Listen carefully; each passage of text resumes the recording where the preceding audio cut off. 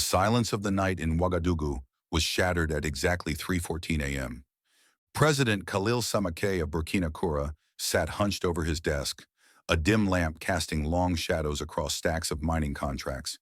These documents were more than paperwork. They represented his mission to reclaim his country's natural wealth from foreign hands. Then came the unmistakable rat-a-tat of automatic gunfire, quick, controlled bursts. Not random chaos, but the sound of trained soldiers. The door burst open. Captain Yao, head of the Presidential Guard, stormed in.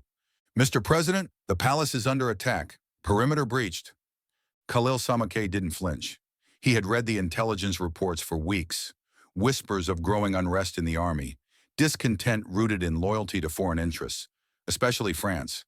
It was inevitable. "How many?" he asked calmly. 40 to 50, wearing our uniforms, but they hesitated. "3rd Battalion?" Khalil guessed. Yao gave a stiff nod. "Colonel Duba is leading them." Khalil's jaw clenched. Duba had once been his friend, a sharp mind from their academy days, but his admiration for European military doctrine had long raised suspicions. "Evacuation route?" Khalil asked, though he already knew the answer. "Compromise. They move fast. We're holding them at the southern corridor, but we're outnumbered."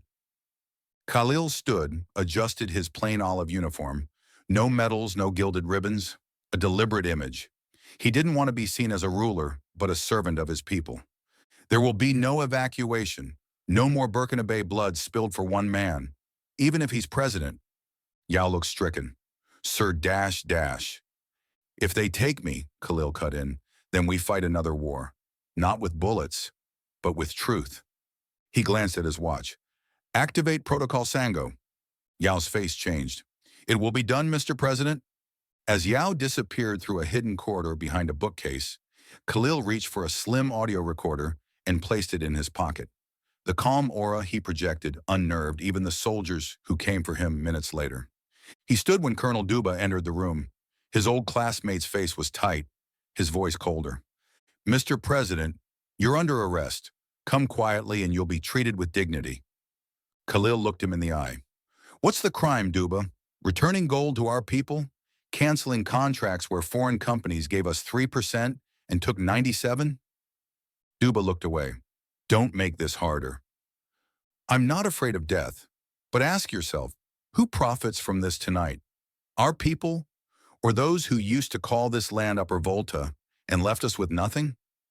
A flicker of doubt passed across Duba's face, quickly masked. "You'll have time for speeches later. Move." They marched Khalil through corridors riddled with bullet holes and broken glass. He paused by a blood smear on the floor. "How many dead?" he asked. 12 of your men, 4 of mine. 16 Burkina Bay sons," Khalil said softly, "all for foreign gold." One young soldier flinched. They took him to the East Wing, a fortified room originally designed as a panic shelter.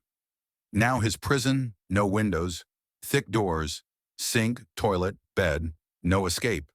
Duba dropped a printed document on the bed. "Draft your resignation. Say it's for health. We'll announce a transition to a military council." "And if I refuse?"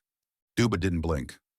"Then we release evidence of your corruption, accounts in Dubai, payments from Chinese companies." Khalil laughed. "Fiction. I've never taken a cent beyond my salary." "The truth is irrelevant," Duba said coldly. "Only perception matters." "You're wrong," Khalil replied, voice like steel. "The truth always finds light, like water through stone." Duba stared. Something in Khalil's tone unsettled him.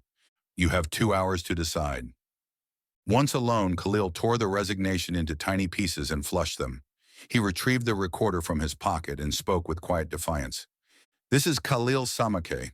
It is now 10:15 a.m. I am being forced into a false resignation by a coup backed by foreign powers." Then he waited. An hour later, Private Issa Wedo entered with food. Khalil noted the young man's hesitation. "Wedo, right? Were you in Kaya 3 months ago?" "Yes, sir. We opened a school and clinic there, funded by the Bissa mine, after we reclaimed it." Wedo shifted uncomfortably. "Foreign companies paid 3% for decades. Did you know that? Does Duba tell you what comes after this coup?" He said, Elections, eventually, better times. Khalil smiled kindly. Did you hear French accents in the compound last night? Wedo blinked. I, I should go. His reaction said it all. Foreign operatives were already inside. By noon, Khalil was escorted to the palace media room. A camera stood ready. Nearby, a pale-skinned man in civilian clothes issued commands in French-accented English. Khalil sat. When the camera light turned red, he spoke straight into the lens.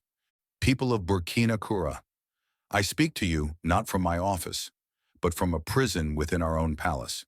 At 3 a.m., a coup was launched by Colonel Duba, backed by foreign agents. They have asked me to resign. I refuse. Duba lunged forward. Cut it! Now! But the technician froze. Khalil continued. This is not just a coup. It's theft. Our soldiers are not our enemies. They are our brothers, misled. The real criminals are foreign agents seeking to reclaim control of our gold.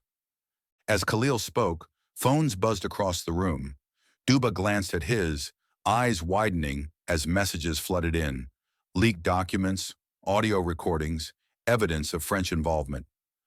To those abroad who support justice, stand with us. And to those who still think Africa is theirs to control, your time is over. The studio door burst open. Captain Yao entered, flanked by armed men wearing 1st Battalion insignia. The palace is secure, Mr. President. 1st and 4th Battalions have declared loyalty to the Constitution.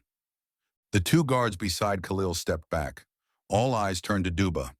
You have a choice, Khalil said, rising. Treason or redemption. Help me expose the foreign hands and earn back your honor. The silence was crushing. Finally, Duba laid down his weapon. How did you counter this so quickly? Khalil's expression didn't change. Protocol Sango, activated the moment Captain Yao escaped. Digital evidence auto-released to media allies and key commanders. That afternoon, the truth unfolded like wildfire. Leaked emails, intercepted calls, bank records, proof of collusion between French agents and mining executives furious over nationalization. By evening, a sea of people filled the square outside the palace. Burkina Faso flags waved. Banners read, "Our gold, our future," and "No to foreign puppets."